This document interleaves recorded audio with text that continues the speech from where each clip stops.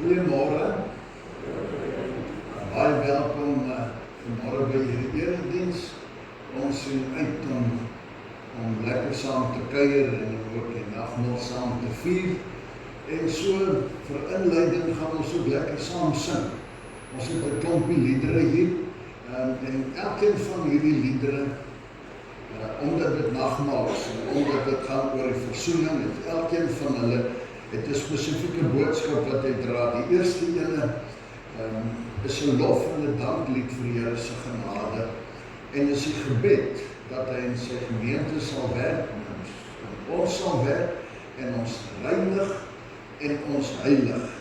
So kom ons sing hierdie lied en maak dit ons gebed. Werk in ons, reinig ons en maak ons heilig.